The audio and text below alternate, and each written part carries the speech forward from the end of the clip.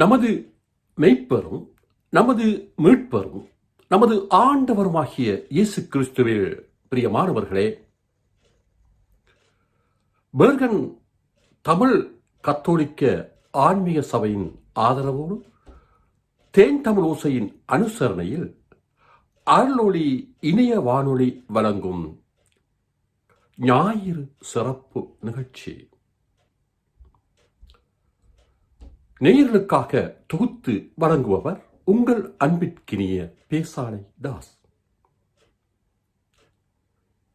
திருவருகை காலத்தின் 3வது ஞாயிறில் நாங்கள் காலடி எடுத்து வைத்திருக்கின்றோம்.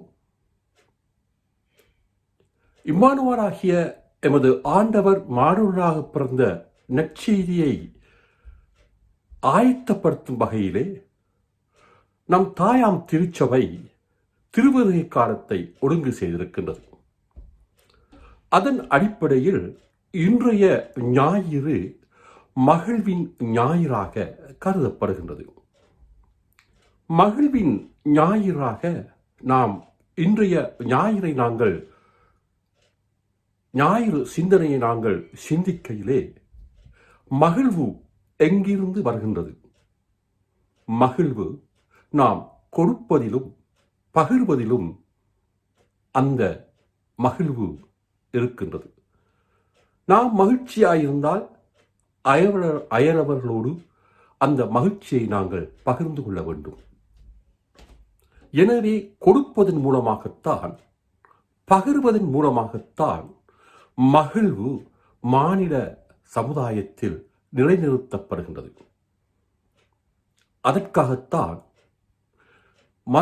ஆண்டவராகிய நமது கர்த்தா மனிதனாக பிறந்து மனித குலத்தை மீட்பதற்காக தன் இன்னுயிரை ஈழ்ந்து கொடுத்து, சிலுவை சாவிலே கொடுத்து நம் பாவங்களை எல்லாம் மன்னிக்கும் ஒரு பாவ நிவாரண பரிபொருளாக நமது ஆண்டவராகிய இயேசு கிறிஸ்து இந்த உலகத்தில் மானுடனாக பிறந்து தன் உயிரையே கொடுத்து எம்மையெல்லாம் காப்பாற்றினார்.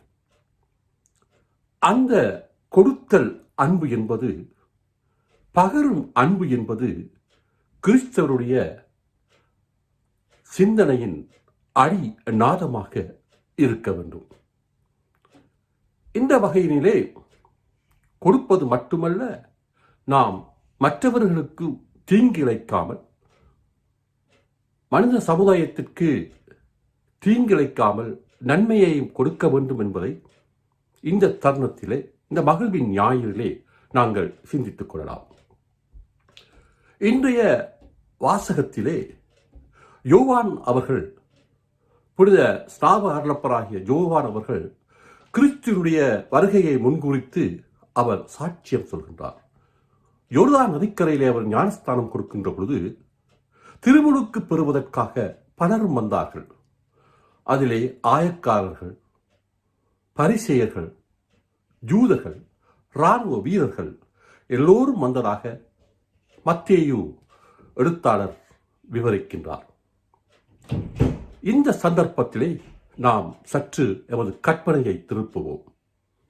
யோவான் ஸ்நாபகருக்கு பதிலாக யோர்தான் நதிக்கரையினிலே அனுரா அவர்கள் மக்களுக்கு ஞானஸ்தானம் கொடுத்து பாதைகளை செம்மைப்படுத்துகின்ற ஒரு காரியத்தை செய்வதாக நாங்கள் கற்பனை பண்ணிக்கொள்வோம்.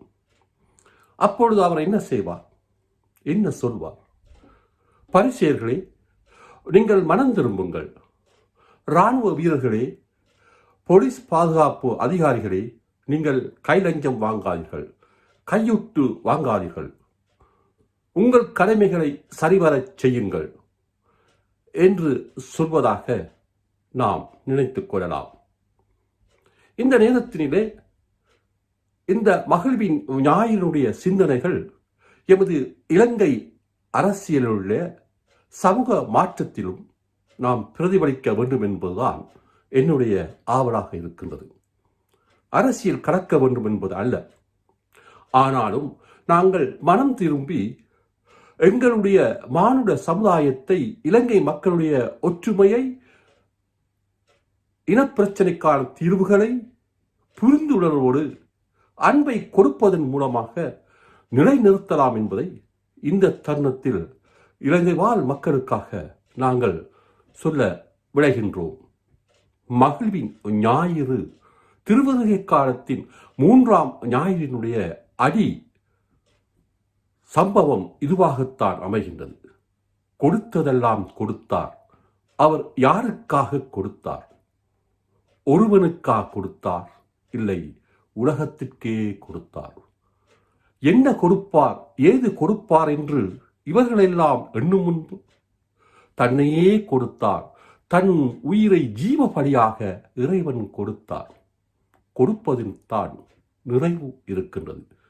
கொடுப்பதில் தான் மகிழ்ச்சி இருக்கின்றது. இந்த வேளைகளிலே நம் சமுதாயத்தில் அயலவர்களில் கைவிடப்பட்டவர்கள், விதவைகள், வறியவர்கள், தரித்திரம் கொண்டு கவலைகளில் இருப்பவர்களுக்கு நம்மால் முடிந்த உதவிகளை கொடுப்போம். அவர்களை மகிழ்வுறச் செய்வோம். அவர்கள் மகிழ்வுற்று இருப்பதன் மூலமாகத்தான் கிறிஸ்துமஸினுடைய உண்மையான கருப்பொருளை நாங்கள் கண்டுகொள்ளலாம். கொடுப்பதற்கும் எடுப்பதற்கும் அறிவு வேண்டுமா? இல்லை, ஒரு குழந்தை மனம் இருந்தால் போதும் என்று கவிஞன் சொல்வதை இந்த தருணத்தில் நான் உங்களுக்கு சொல்லிக்கொண்டு, மகிழ்வின் ஞாயிறில் கொடுங்கள், உங்களுக்கு கொடுக்கப்படும். அதுவும் கைவிடப்பட்ட, வறிய, ஏழை, விதவை இப்படிப்பட்டவர்களை தேடிச் சென்று அவர்களுக்கு உங்கள் அன்பை கொடுங்கள், உங்கள் உதவியலை கொடுங்கள்.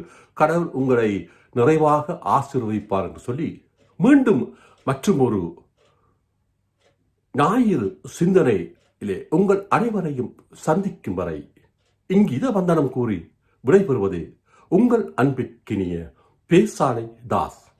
நன்றி, வணக்கம் நேயர்களே.